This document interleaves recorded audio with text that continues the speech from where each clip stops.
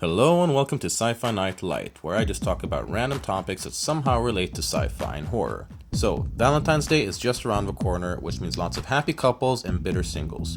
Regardless of which category you fall into, I'm sure we can all appreciate some themed horror films, so let's check out some Valentine's Day horror. Barbie, eat your heart out. We're going to begin with the obvious choice, the Canadian film My Bloody Valentine from 1981. In the not-so-discreetly named mining town of Valentine's Bluff, a coal miner was involved in an accident many years ago because those who were supposed to keep an eye on him were at a Valentine's Day party. The miner later killed them and warned the town to never celebrate Valentine's Day again, a tradition the town upheld until 1981 perhaps. The film is kind of a classic slasher in that many other films have copied it over the years. It's got good effects, good atmosphere, and an interesting fact is that the legendary director Quentin Tarantino has actually stated that My Bloody Valentine is his favorite slasher film of all time, which is pretty damn good praise. Has to be something special. However, unfortunately, the film wasn't very successful financially, which meant that despite the director's wishes, no sequel was greenlit. However, the film developed a loyal following over the years, which eventually led to a 3D remake in 2009. You know, because everything that has ever been good is bound to get a remake due to lack of creativity with movie studios and their insistence on brand recognition. This is the most horrific event this town has ever seen. Anyway, this is actually a pretty okay film as far as horror remakes goes. They've amped up the gore to some pretty gross levels, but this movie just wasn't really my jam. It's just not as fun as the original, in my opinion. What do you want? So, with the obligatory mentions out of the way, let's move on to some weirder and shittier stuff. That's just plain crazy! The movie Lover's Lane may have actually been released in 2000, but it looks as bad and dated as a ripoff from 1994. In the film, a hook-wielding killer slaughters a couple on Valentine's Day and gets locked up. But 13 years later, he escapes to get vengeance on the child of a couple, who, as far as I know, had absolutely nothing to do with anything, but let's face it, in these movies they just need an excuse for a psychopath to kill people. Besides, it doesn't really matter because this film is crap. Not scary, not funny, not even unintentionally funny. Lover's Lane? More like Lover's Lame.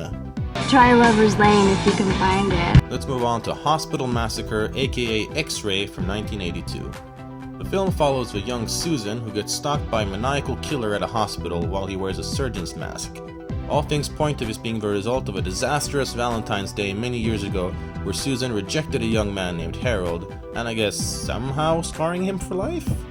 I mean, that really takes the one who got away to a whole new extreme.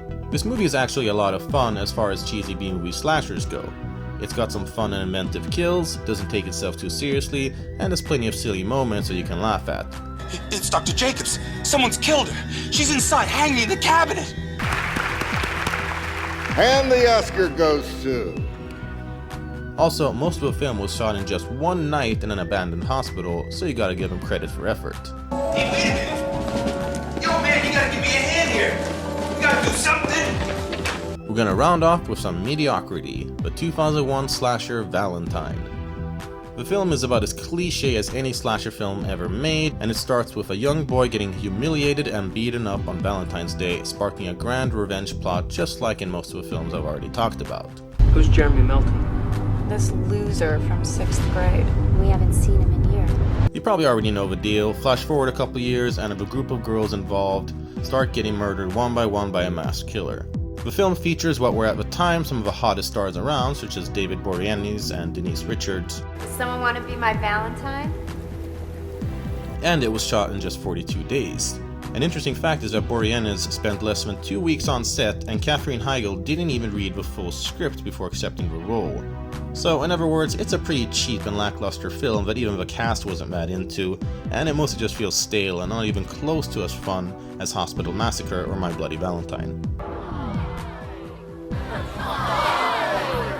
So anyway, that about does it for this episode of Sci-Fi-Night Light. We hope you enjoyed it. If I missed your favorite Valentine's horror film, by all means let me know in the comments what it is. Happy Valentine's Day everyone, I'm signing out.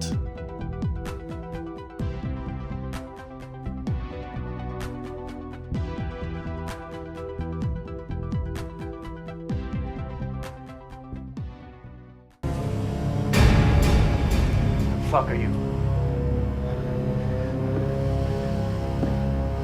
That's not what it looks like.